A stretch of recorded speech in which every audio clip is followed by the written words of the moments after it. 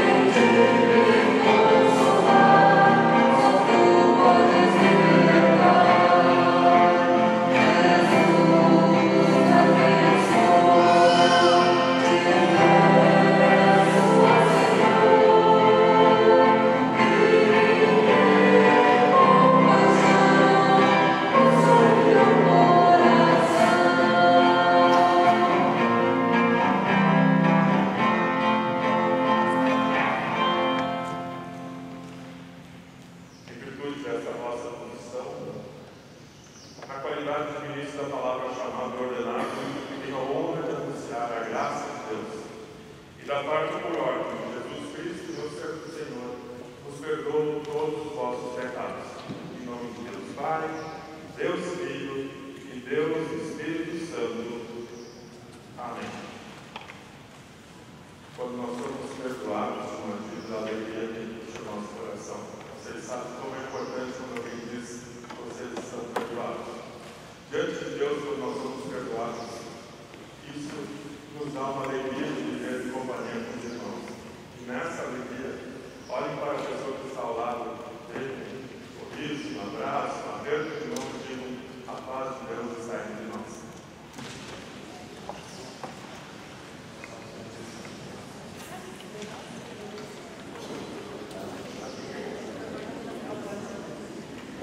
Só você não consegue compartilhar a paz de Deus sem conversar sobre o que não tem jeito. É isso que a gente tem que viver mesmo.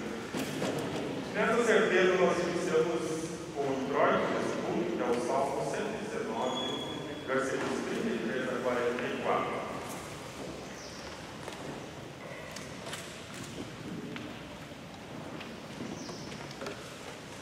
Convido todos a abrirem suas Bíblias, está na página 412. Salmo 119, 33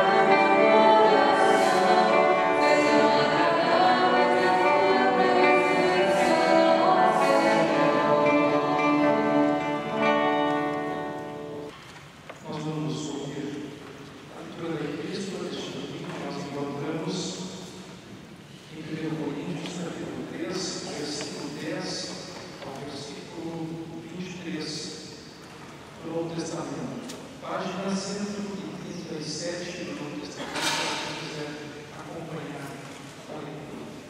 1 Coríntios 3, versículo 10 ao versículo 23.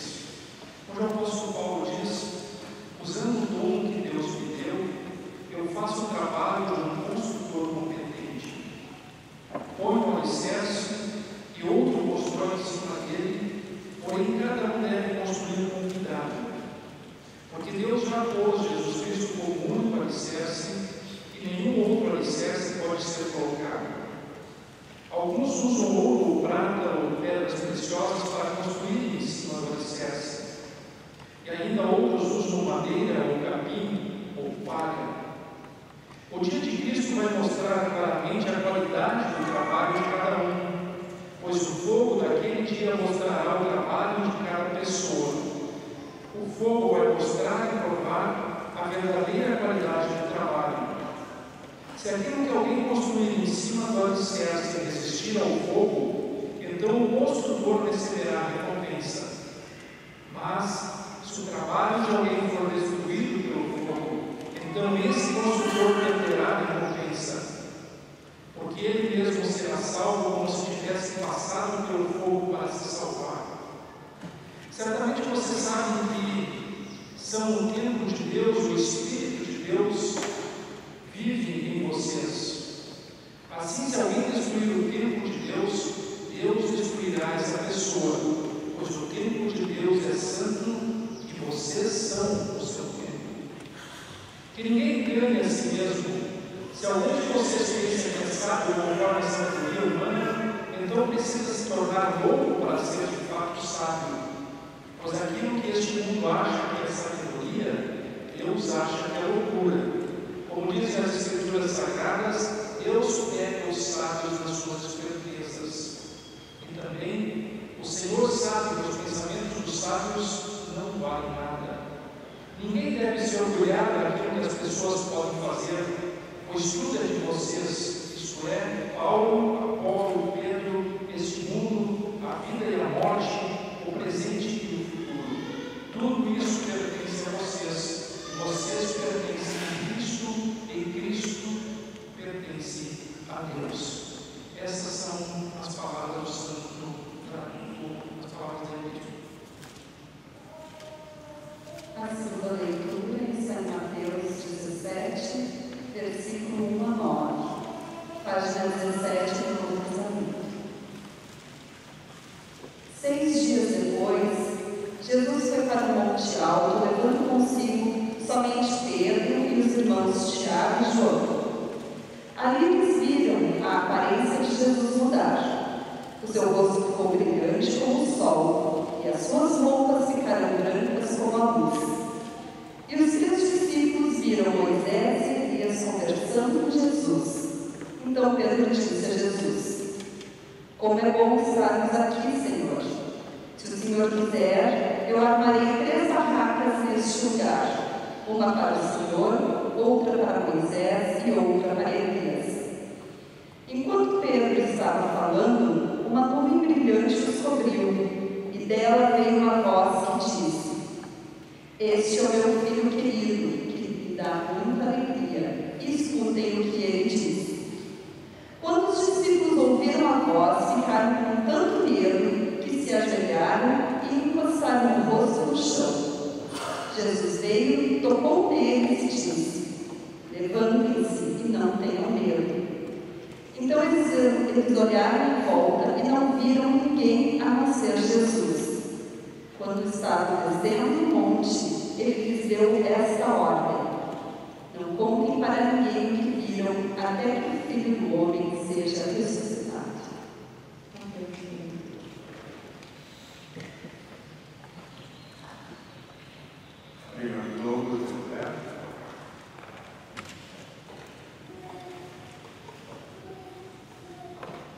Convido a todos a conversarem da nossa fé, conforme está no Evangelho do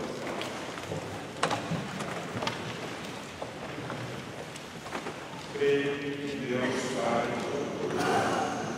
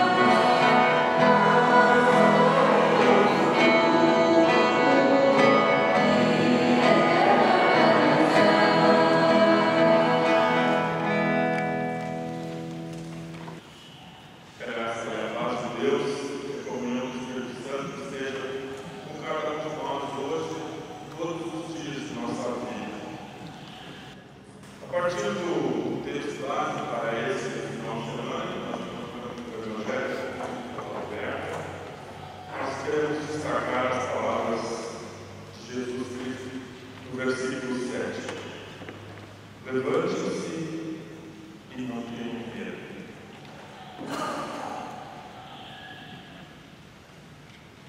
Eu sei que estou no meio de pessoas muito corajosas. Eu sei que alguns de vocês têm muita coragem e já passaram por dificuldades e talvez outros sucumbiriam. Mas eu quero perguntar de coração aberto, não vou contar o dedo para ninguém de você. Alguém aqui nunca sentiu medo? Vocês não estão levantando o dedo, significa que vocês estão tudo comigo, já sentiram e sentem bastante medo. Esses dias, últimos dias, principalmente mês de janeiro, começo de fevereiro, vocês e eu estivemos aqui no sul do Brasil, temperaturas durante muitos dias, deu medo. Tinha gente já estudando os fenômenos na natureza de outras maneiras. Deu medo. E olha só, Deus só fez uma coisa. Tirou o refrescor. Só isso. E nós ficamos com medo. Deus permitiu para lá. O medo que faz parte das nossas vidas. E o medo, ele é um sentimento que está presente em todas as criaturas terrestres. Todas as criaturas terrestres sentem medo. Os cálculos da biologia diz que até as plantas demonstram uma certa reação de medo. E quem tem suas plantinhas domésticas sabe como elas gostam de quem cuida delas. Os nossos cachorros, que tem um mosquinho amigo em casa, sabe que quando um mosquinho está com medo, não precisa nem perguntar para ele, basta para olhar para a parte traseira, se não cortar o lado, já está de bom. A gente até diz, o cara saiu rápido das pernas, ou seja, está com medo. Significa que estava com medo. Saiu nossos cachorros, dentro de casa, quando pressiona o cachorrinho, dá um corretivo nele, assim você sabe como é que ele fica buscando, né? Adão e Eva, quando fizeram coisa errada, Deus procurou Adão e Eva, onde vocês estão? Eles escondidos lá, será que Deus vai ver? E filho sabe. As crianças sempre ficam impressionadas quando a gente cresce, a gente entende por que os pais sabiam que a gente estava mentindo, né? Basta olhar para a criança, está dito, ela está se escondendo, está com medo, ou vem se alinhando pertinho da gente, né? E assim nós também somos. Por isso é tão bom que a gente tem alguém do lado da gente, quando a gente caminha, a gente vai estar chegando, né? Vai chegando pertinho. E é por isso que Deus nos levou a instituição da família, para nós nos alinharmos, nós nos protegermos, principalmente quando estamos com medo. Mas, essa palavra de Cristo, eu gosto mais da outra tradução da Bíblia, que Jesus, as palavras dele foram traduzidas, erguei e não tem mais. Essas palavras, elas são ditas para nós todos os dias.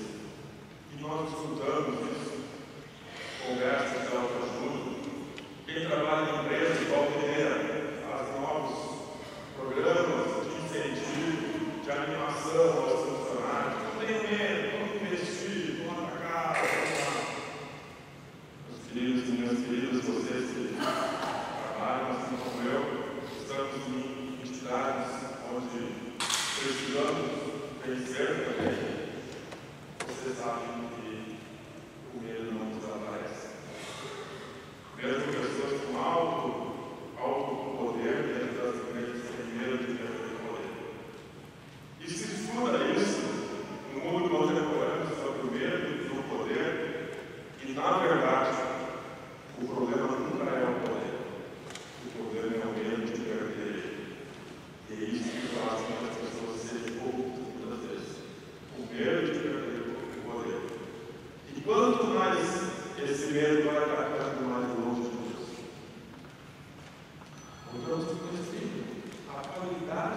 existe é uma coisa impressionante. Os discípulos que vocês olham no texto, vocês veem que Jesus escolheu crescer. Ele está vendo a história, né? Dos dois irmãos, Tiago e João. Pedro, Tiago e João, no barquinho, as crianças escutam a história do rei lá, uma musiquinha para lembrar. Você não precisa estressar, ali. Jesus queria, olha, vamos preparar bem esses três. E eles não foram concordados. Lamento dizer, rodaram os três. O nosso Cristo, ele conta que 6 dias depois, não vamos entrar em detalhes, mas dentro de 6 dias, o que aconteceu lá no Gênesis? Pois é, está presente aqui também, 6 dias. 6 dias de labor e tarefa de construção do mundo. Jesus sobe para o monte. Subiu para o monte. Quando nós lemos todas as histórias antigas e do Antigo Testamento, subir para o monte tinha o significado de nós sairmos do nosso dia a dia, de sair correndo, cheios de atividades, coisas, portugueses, que nos tiram, às vezes, o foco principal de Deus. E subir para o monte significa que eu estou em contato, ou ao menos eu não consigo ver muita outra coisa do que o céu. E essa ideia já é muitos anos que acontece no nosso planeta, as pessoas ligam com Deus. Algumas religiões são consagradas e não são nada ligadas com a palavra de Deus, mas todas elas têm alguma ligação com algum Deus. E nós cristãos do Antigo Testamento temos que Deus usou vários montes para identificar essa palavra. Os 10 mandamentos foram dados no monte. Até hoje nós não temos o Monte Sinai como símbolo da aliança de Deus através dos 10 mandamentos.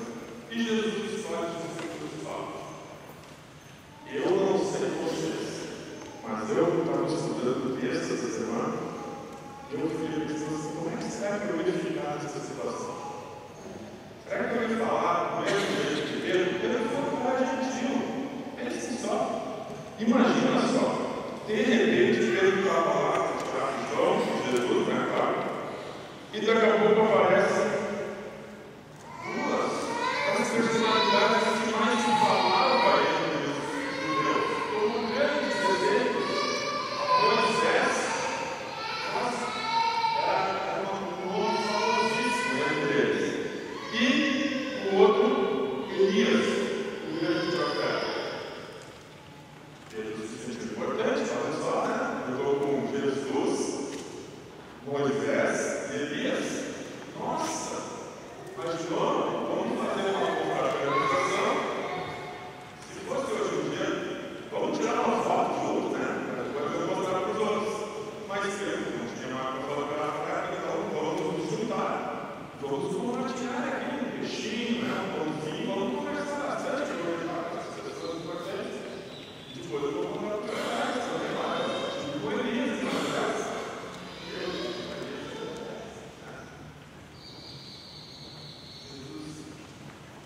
Olha para ele, Tiago, vocês não entenderam nada. Não é isso. O importante no reino de Deus não são coisas, não são pessoas. É a palavra. É o programa que Deus criou para salvar o mundo. Vamos fazer uma atualização disso para nós também. Quantas vezes nós, na nossa vida, nós temos medo do desconhecido? Porque nós não enxergamos que aquelas coisas que nós estamos com medo fazem parte de uma coisa maior. Quem tem filhos sabe como isso é importante. Mostrar aos filhos, calma, isso faz parte de um programa. Como professor, a gente vê alunos com medo, muitas vezes, ou com raiva da matéria, também acontece muito, né? É muito chato, escola, como pais, por outro lado, nós temos que ensinar que não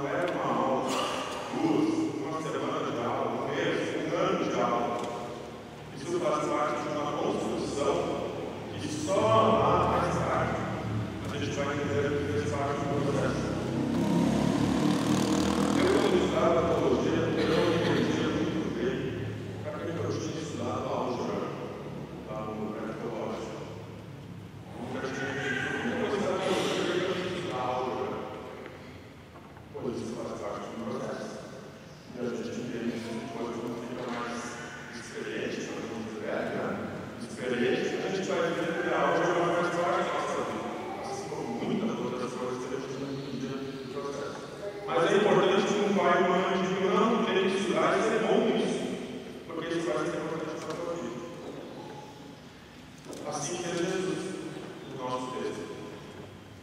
Jesus chega e vê que os discípulos voltaram no resto. Eu quero que essa explicação foi uma coisa diferente. Não é comum a gente ver gente se transfigurando. E nós não é comum vermos Moisés e Elias aparecendo para nós. Isso fazia parte do plano de Deus da salvação do mundo. Mas Jesus tem uma atitude que é maravilhosa. Por favor, quando Jesus chamou a atenção de vocês? Quando Jesus vê que eles ficam com medo, e diz o texto no original, eles se ajoelharam, mas na verdade o texto diz que eles caíram em terra. O medo foi tanto que eles caíram em terra. O medo faz com que a gente fique sem forças. Não é assim com vocês. Comigo é também. Quando a gente sente medo, parece que o que eu vou fazer? Eu não sei o que eu vou fazer. As forças se vão. E tem gente que tem um processo muito grande, dolorido, de medo na vida, que nós chamamos de depressão. Eu tenho medo das coisas, eu vou ficando com medo, e as coisas vão me faltando. Jesus tem a atitude que nós temos que seguir. Ele dá um exemplo. O que ele fez? Alguém me ajuda, por favor. Primeira coisa que ele fez. Lá no versículo 7. Jesus veio e ele falou ou ele mostrou primeiro os discípulos? Tocou neles. Mostrou neles. Ei, guarda aí. Ei, escuta o que eu vou falar. Tocou. Os discípulos estavam com medo, perto da noção do tempo, espaço, lugar, corpo e tudo. E Jesus encosta neles. Eu acho que Jesus não deu muito assim, né? Eu acho que Jesus pegou eles, tocaram, você tem que encostar também. Pode ter encostado nas costas, quando a gente faz que alguém está com medo, a gente dá um carinho nele. Está com uma. Passa a mão devagarzinho assim, e diz aí. Né? Isso é importante. A palavra de Deus, ela vem até nós. Deus vem até nós. E isso que o texto está ensinando. Meus queridos e minhas queridas, não é nós que vamos a Deus. Deus vem a nós. Ele vem, isso faz parte do plano. Ele vem e se humana. E nasce entre nós. Ele se torna um homem de nós, carne. Ele precisa comer, se alimentar, se vestir, dormir. Ele faz as mesmas coisas que nós. Isso é importante. Ele se coloca ao nosso lado.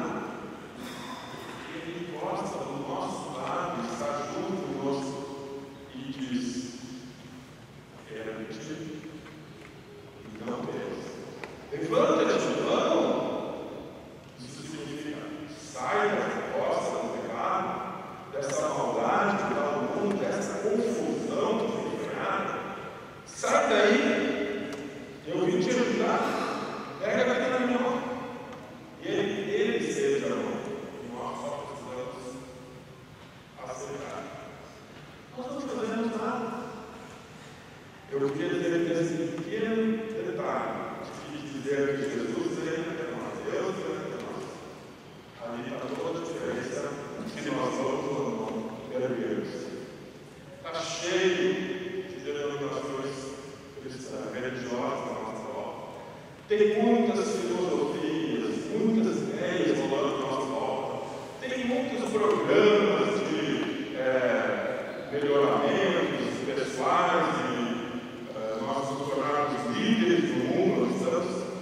Sempre sai a partir de nós. E nós podemos dizer que, de acordo com a palavra de Deus, nós não falamos da Deus. Por quê?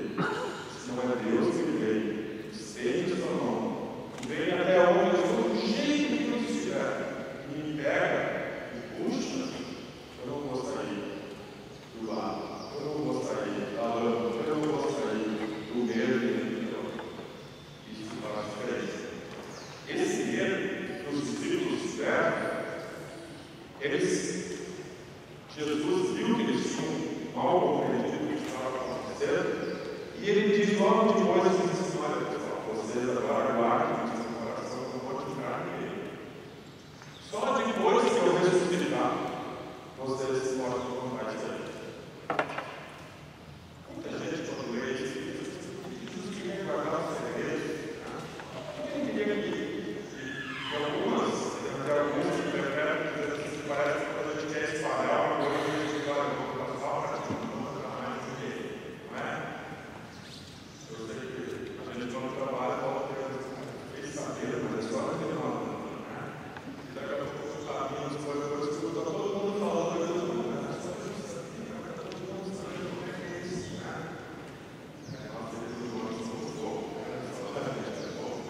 Mas olha, Jesus não estava falando do joguinho. Jesus realmente estava querendo dizer para vocês guardem para vocês crerem entenderem o que está acontecendo. Depois, quando ressuscitar, vocês vão ter. Lutero, quando fala sobre isso, ele fala muito bonito. Ele diz que se nós tirarmos a transfiguração, ou esse episódio, fora da ideia de nascimento, de morte de Cristo e de ressurreição, não vai ter valor essa parte. Realmente, se vocês tirarem isso dentro do contexto, nós não vamos entender a transfiguração. A transfiguração, na verdade, era uma prova para os discípulos entenderem o que ia acontecer depois da ressurreição com Jesus. Porque Elias e Moisés já haviam falecido há muitos anos antes. Então, daqui a pouco eles estavam lá. E é isso que deixou depois a todos os discípulos. Porque a voz que veio do céu dizia assim: esse aí, ó, esse é meu filho amado. Escutem o que ele está falando. E as ligações que precisam ser feitas, quando nós estudamos a palavra de Deus, porque isso faz parte de um plano completo de Deus. E esse plano dizia: se vocês não escutarem o meu filho, Jesus, vocês não vão escutar a minha palavra. Então escutem o que ele está dizendo. E daí sim, que a palavra de Jesus é não temos. Escuta e não temos. Jesus toca em nós. A primeira coisa que ele faz, ele toca em nós. E aonde ele tocou em nós? Inicialmente. No coração. Eles vizinhos que choram, porque a água está tocando neles, eles se assustam. Quando estamos batizados aqui na nossa igreja, isso é um sinal humano, que bom, não faz para chorar, pode ser. Fica às vezes a foto, eles chorando, mas é humano, faz parte. Mas junto vem aquela palavra que diz: tu és meu filho, tu és minha filha, eu hoje te regenero. Faz parte do da minha igreja, da igreja cristã. Nossa, não dá para viver triste com uma notícia dessas. Por isso que Lutero escreve lá na escrivaninha dele, com a faca dele, o canivete que ele tinha, escreveu bem grande, para ele nunca esquecer: sou batizado. Todos nós temos que ter em algum lugar uma marca que lembra que nós somos batizados, assim como nós damos um anel para lembrar que somos casados, às vezes, deveríamos ter um anel, colar, uma coisa sempre usando para nos lembrar que somos batizados.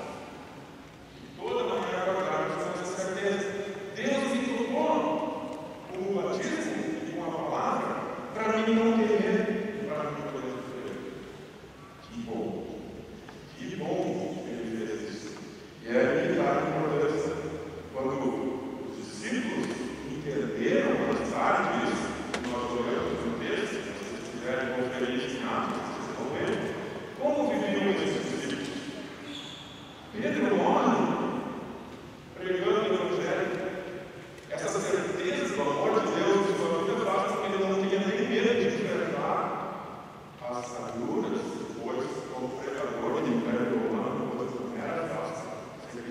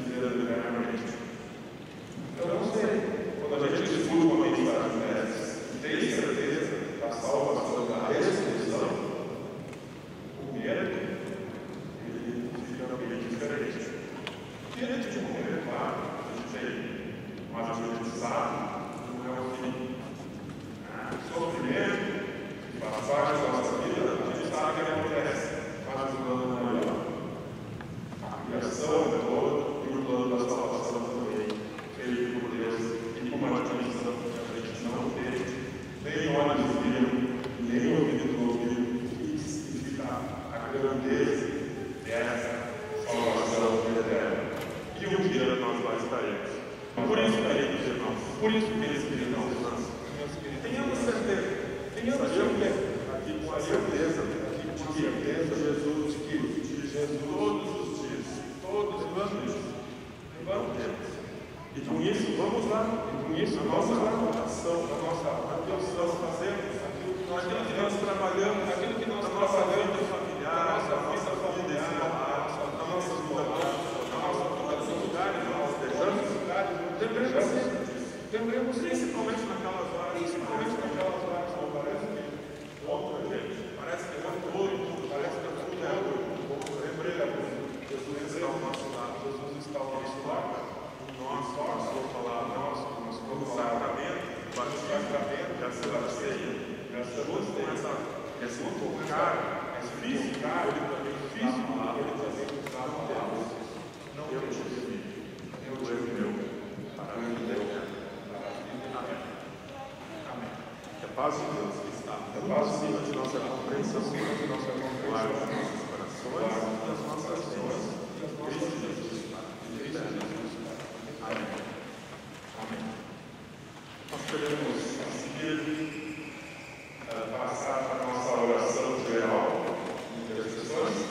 Eu gostaria de convidar os nossos irmãos e irmãs para que todas as vezes que escutem a palavra do Senhor, que eu vou misericórdia, juntos falemos, ouve a nossa oração.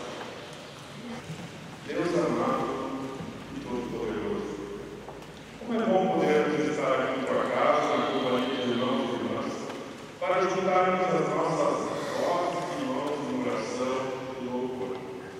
Agradecemos-te pela tua palavra, que aqui estudamos, e pedimos entendimento para podermos praticá-la em nosso universidade. Pedimos que expulse de nosso coração a idolatria, que é a causa da confusão de nossas atitudes, e que prejudique os relacionamentos com nossos familiares, colegas e irmãos na fé.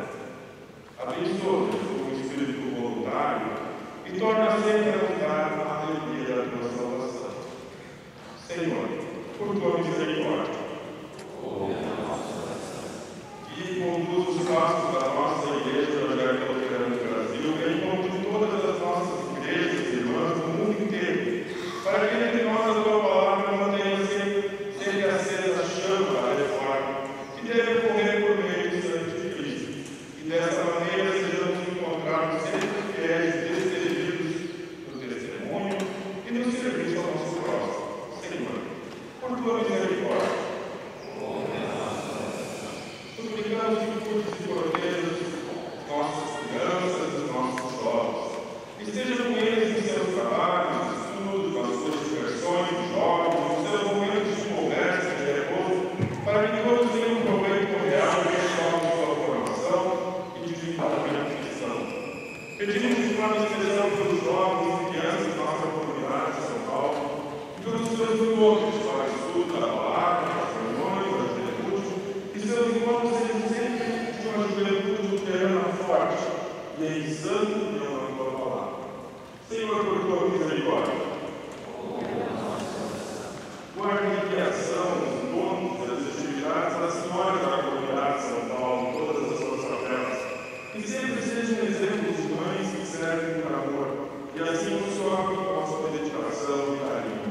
Abençoa todas com saúde, com boa disposição, sabendo que são filhas tuas, e podem se levantar sem temor, pois está com elas em tudo que são e têm. Senhor, por tua misericórdia. Abençoa também os teus servos e nossos irmãos leigos em suas atividades e reuniões, que sejam sempre recebidos em suas atividades, em seu empenho aqui na comunidade, São Paulo, para que façam o seu trabalho com alegria e a certeza de que tu estás com eles, e por isso mande sempre com Jesus marchar, e só a Deus resta servir. Senhor, por tua misericórdia. Abençoa todos os envolvidos no trabalho musical, na nossa comunidade, para São Paulo, para todos seus organistas morais, grupos vocais, instrumentistas, cantoras, líderes, louvor, enfim, todos envolvidos, para que o espírito de companheirismo seja a prova da harmonia e tua palavra opera nos corações humanos.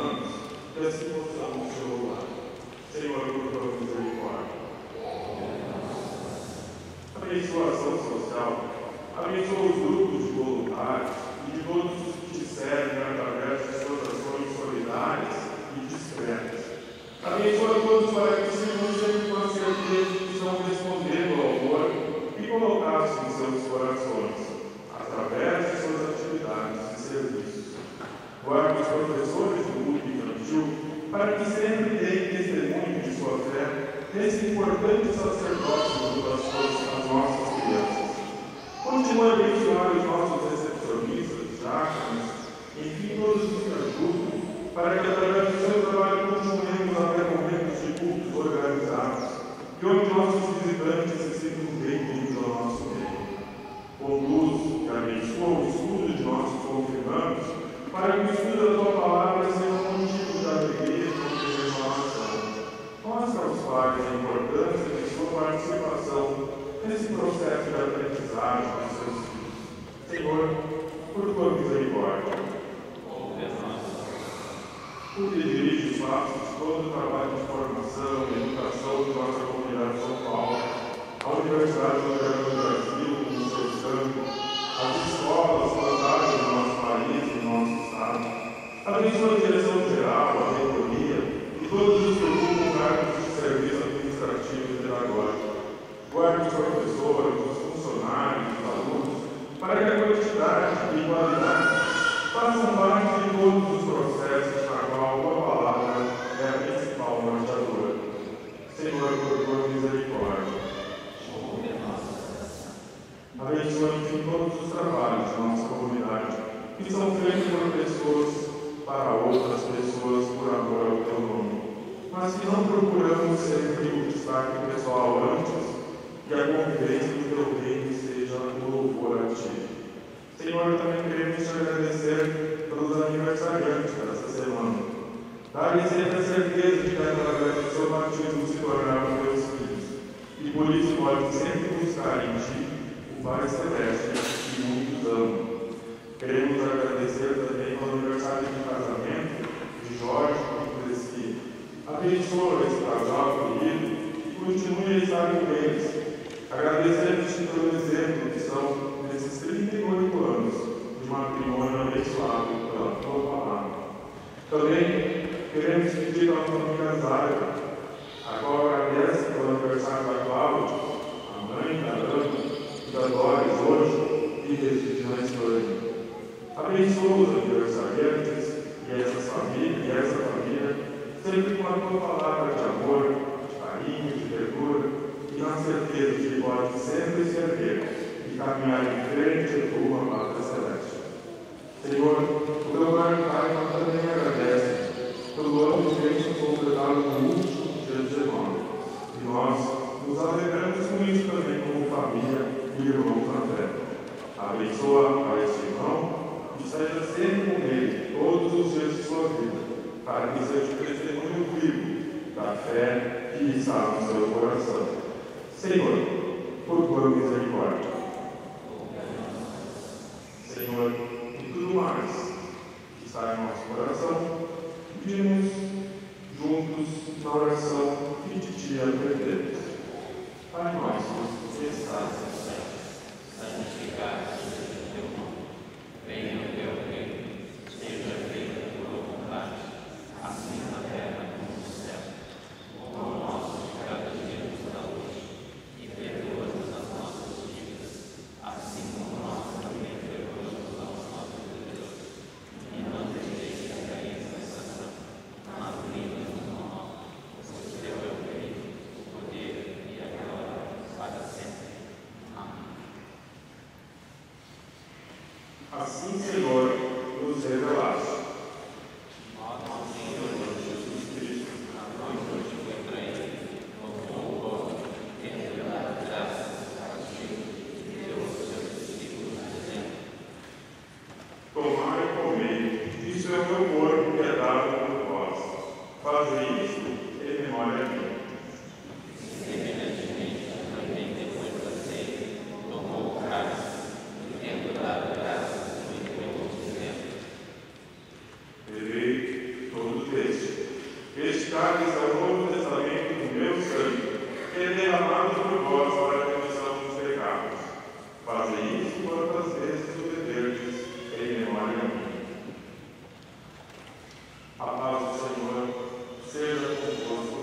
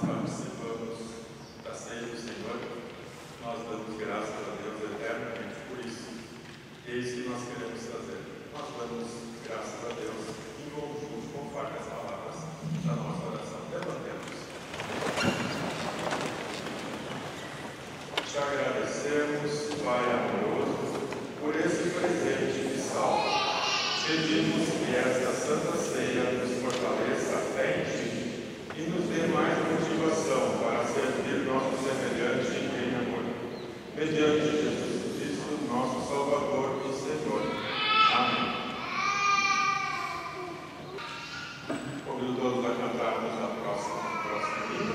Enquanto isso, nós trazemos diante do altar as ofertas que nós queremos dar.